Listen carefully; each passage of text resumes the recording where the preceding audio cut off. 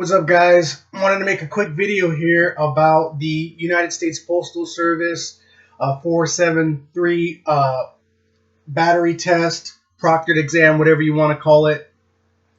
It is the test that you take for most entry-level Postal Service jobs. Just wanted to give my 2 cents on it, my experience with it. I know there's a lot of videos out there on YouTube. You've probably seen the one guy talking all this stuff about the exam. Different ways to take it, blah, blah, blah. Different ways to memorize, blah, blah, blah. Anyway, so last week I went ahead and I started applying for a post office job near my home. Took the online assessment. After that, it prompted me to schedule a 473 exam. Now, I don't remember exactly if it was required to register within 5 days or 8 days, but you do have to take your proctored exam within a small window after you've taken your assessment. Successfully taken your assessment. So I went ahead and I scheduled my test for 3 days later. I figured it was a normal, common sense test, so I didn't think anything of it. Didn't follow up with my email. Didn't look further into the test itself. The night before, I log online just to see what the test is about, and I start to get a little worried. I start watching the videos. I start Googling information. And it turns out that the 473 is a pretty legit exam. People are selling study guides, selling study guide videos. People are spending months studying for this exam. So at that point, I'm a little freaked out. I go ahead and I take a practice exam, and I score a 62 on it. At that point, I figure, F it, man, I'm done. There's no way I'm passing this test. I don't even know if I'm going to go.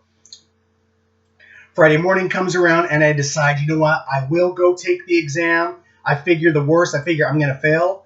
But hey, if I do plan to study and take the test in the future, a fail on my personal profile will look better than just a plain old no-show. So I decide I'm going to go ahead and go to the place and take the exam. It's only about 10 minutes away, so might as well. It's not going to hurt. And at least at that point, I'll have experience taking the test and know what the test is about.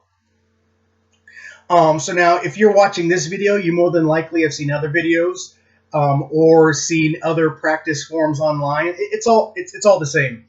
There's three parts to the test. The first part is identifying correct or incorrect information while comparing addresses. The second part is the actual United States Postal Service form, just referencing that.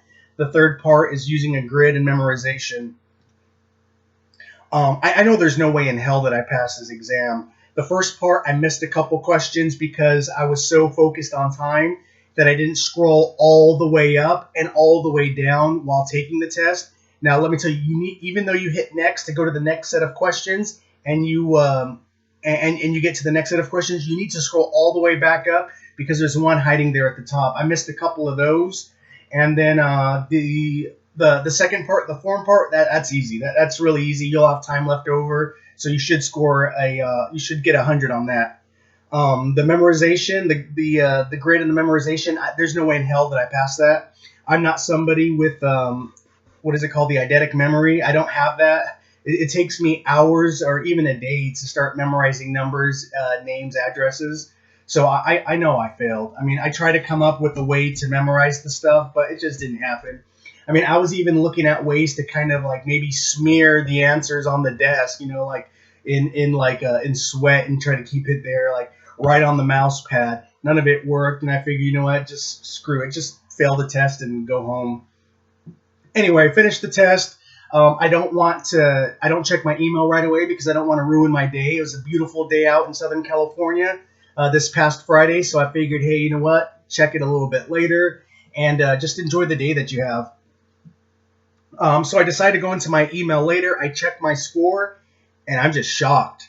I'm shocked because I really, truly believe that they gave me somebody else's scores. I got an 87. Now, most of these exams, they say high 70s, low 80s, or 85. Like that's the target. Like nobody really gets higher than 85.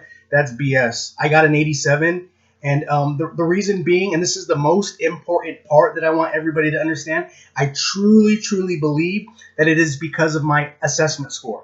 Now, the assessment score is 100% common sense.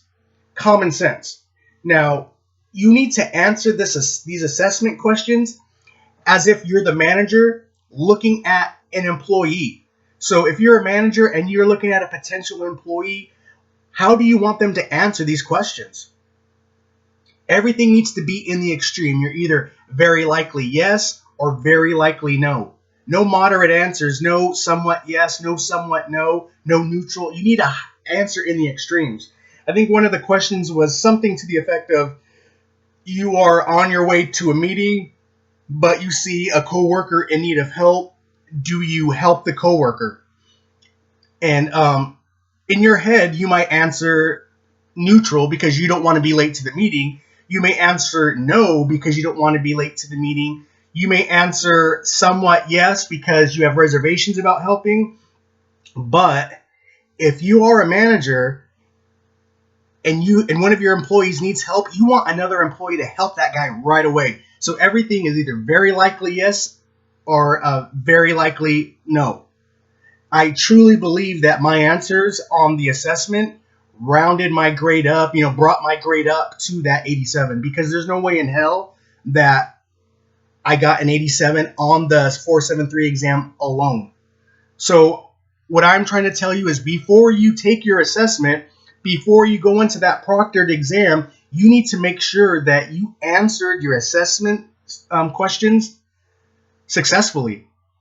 I mean, if you need to create, I don't know how you do it. If you need to create a new file under another email, do that.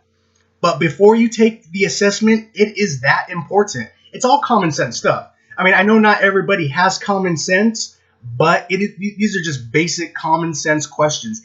Answer them correctly. Are you always on time to work? Even if you're late a few times, dear God, please don't put no. Put absolutely yes. I'm always on time to work. Do you mind working weekends? Hey, you know what? If you get this job, you're going to work weekends anyway, so you better put hell no, I don't mind working weekends. Answer the way a manager would want you to answer. That's all I'm saying.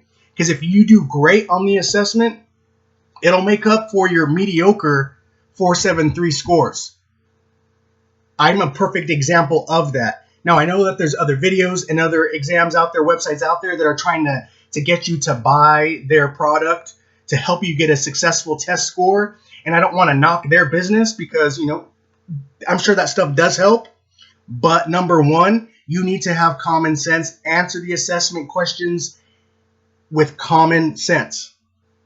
That will bring up your, like I said, that'll bring up your lower scores on the assessment. I mean, on the proctor test. And if you get a great 473 exam test score, then that assessment is just going to bring that up even further. I have an 87. If I would have studied for the 473 exam, I would have gotten higher, but I didn't study. I fell back on my assessment scores, which nobody talks about. Assessment is huge. So please, before you even start thinking of the 473 exam, make sure that your assessment scores are high. Answer to the extremes, very likely or very unlikely. In the eyes of a manager, how would you want your employees to answer to you? I hope that you guys take this information and use it to help yourselves, to help, to put yourself in a better position to get a higher score. All right. If you have any questions, comments, leave them in the comment section below, and I'll try to get back to them as soon as I can. And I will update you guys as far as where I am at in the interview process. The weekend went by. We just had Lincoln's birthday yesterday. I don't think that's a federal holiday. Maybe it is, because my old lady's a teacher and she was off. I still haven't heard back from the post office. Again, I got an 87, and from what I've read online, that's a really good score. So I'm looking forward to an email or something, but I haven't got it yet. No worries, chilling out.